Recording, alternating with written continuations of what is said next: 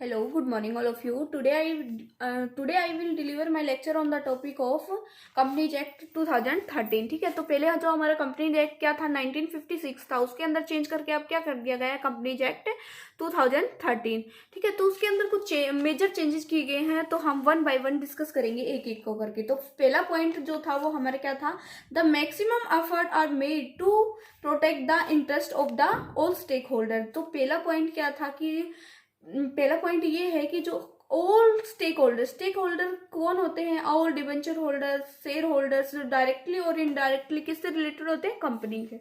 यहाँ तक हुआ सबको क्लियर. ठीक है, सेकंड पॉइंट क्या था, transparency in the working system of the company. पहले वर्किंग सिस्टम कंपनी का क्या था, ऑफलाइन था, लेकिन अब पूरा वर्किंग सिस्टम चेंज करके क्या कर दिया गया है, ऑनलाइन कर दिया गया है. ठीक है, ये सेकंड पॉइंट हमारा. अब थर्ड पॉइंट क्या है, duration for first annual general meeting reduce from 18 months to 9 months. एक कंपनी को स्टार्ट होने के 18 महीने के अंदर अंदर पहले क्या करना पड़ता था, एक एनुअल जनरल मीटिंग रखनी पड़ती थी, लेकिन अब क्या है, एक कंपनी को स्टार्ट होने के बाद 9 मंथ्स के अंदर अंदर एनुअल जनरल मीटिंग रखनी पड़ेगी. यहां तक क्लियर हुआ सबको. ठीक है, फोर्थ क्या है, debenture holder will not be include in loan. पहले जो हमारे जो डिबेंचर्स होते थे उनको हम किसके अंदर इंक्लूड करते थे, लोन के अंदर, लेकिन अब क्लियरली कहा गया है कंपनीज एक्ट 2013 के अंदर कि जो हमारे जो डिबेंचर्स हैं हम उनको लोन के अंदर इंक्लूड नहीं करेंगे. ठीक है, अब फिफ्थ पॉइंट आता है हमारा maximum number of member private limited company. ठीक है, कितने कर दिए गए हैं, 200. पहले कितने थे, 100 थे 1956 के अंदर. फिर एक बार कितने कर दिए गए, बीच में 50 भी कर दिए गए थे, लेकिन अभी जो प्रेजेंट है वो प्राइवेट लिमिटेड कंपनी के मैक्सिमम नंबर ऑफ मेंबर्स कितने हैं, 200, और मिनिमम कितने हैं, 2. ठीक है, अब देखो 6 पॉइंट आता है, compulsory for all listed companies. ठीक है, सभी जिस भी कंपनी के पीछे लिमिटेड वर्ड्स का यूज हो रहा है, टू अपॉइंट करेगी 1/3 member of board of directors as independent. आया समझ में यहाँ तक, मतलब कि जो भी कंपनी लिस्टेड कंपनी है जिसके नेम के पीछे लिस्टेड लग रहा है, ठीक है, या जो भी कंपनी लिस्टेड है किसके अंदर, कंपनीज एक्ट के अंदर, ठीक है, तो उसको 1/3 मेंबर जो होंगे बोर्ड ऑफ डायरेक्टर के वो इंडिपेंडेंटली सिलेक्ट करने पड़ेंगे. यहां तक क्लियर हुआ.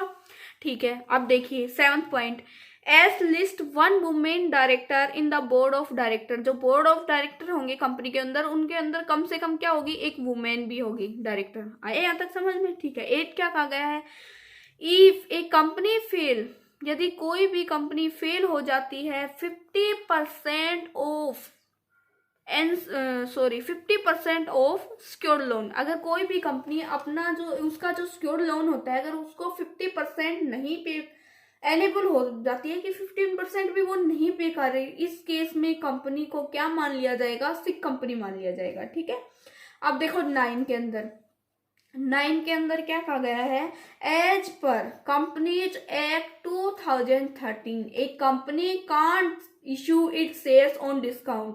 पहले जब हम कंपनीज एक्ट 1956 था उसके अंदर कंपनी इशू करती थी अपने शेयर्स को डिस्काउंट पे, लेकिन अब क्लियरली बोल दिया गया है 2013 के एक्ट के अंदर कि एक company can't issue it shares on discount. ठीक है, अगर कंपनी ऐसा करती है तो कंपनी को पनिशमेंट भी हो सकती है, जेल भी हो सकती है. ठीक है, अब देखो 9 पॉइंट में क्या गया है, adequate provisions are made to क्या करने के लिए, प्रोहिबिट इनसाइडर ट्रेडिंग. ठीक है, तो जो हमारी जो पहले इनसाइडर ट्रेडिंग जो होती थी उसको कम करने के लिए, मतलब होती है अभी भी, लेकिन उसको कम करने के लिए एक प्रोविजन बनाया गया है.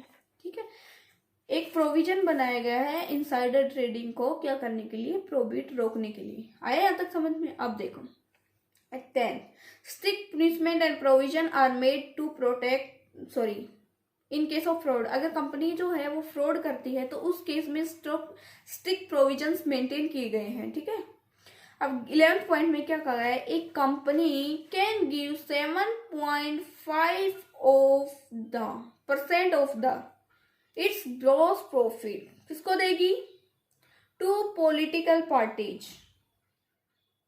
जो कंपनी ने लास्ट 3 ईयर्स में कमाया है। आया तक समझ में? मतलब ये बनाया गया है कि एक कंपनी जो भी होगी, जो लिमिटेड कंपनी है, वो कितना देगी अपना 7.5% ऑफ इट्स ग्रोस प्रॉफिट जो उसने पास्ट 3 ईयर्स में कमाया है, वो किसको देगी? पॉलिटिकल पार्टीज को देगी। आया यहाँ तक समझ में? डोनेशन के रूप में देगी। आया? अब देखो 12, a company has to spend 2% of its net average profit. वो किस पे स्पेंड करेगी? Social responsibility. सोशल रिस्पॉन्सिबिलिटी क्या? कि कंपनी जहां पर भी एस्टेब्लिश है, जिस सोसाइटी के अंदर कंपनी है, तो उसके डेवलपमेंट में लगाएगी। ठीक है, तो उसके डेवलपमेंट में जो कंपनी अपना जो एवरेज नेट प्रॉफिट है उसका 2% किस पे लगाएगी? सोशल रिस्पॉन्सिबिलिटी को फुलफिल करने में लगाएगी। आगे यहाँ तक क्लियर? अब देखिए 13 क्या है।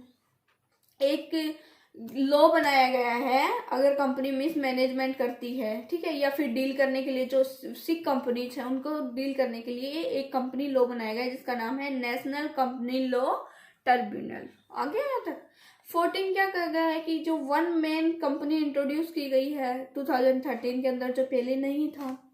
ठीक है, अब देखो 15 पॉइंट क्या है, इंपॉर्टेंस दी गई है कि तो इंटरनेट मैनेजमेंट को, इंटरनेट गवर्नेंस को। ठीक है, तो आज हमने जो ये हमारे चेंजेस किए गए थे कंपनीज एक्ट 1915 के एक्ट में जो चेंजेस किए गए थे, ठीक है, और उसको रिप्लेस करके अब क्या बनाया गया है? Companies act 2013। हो गया सबको क्लियर? ठीक है, तो आज का हमारा ये टॉपिक क्लियर हुआ। कल हम चैप्टर करेंगे डिबेंचर्स का। ठीक है, okay, bye bye, thank you, take care.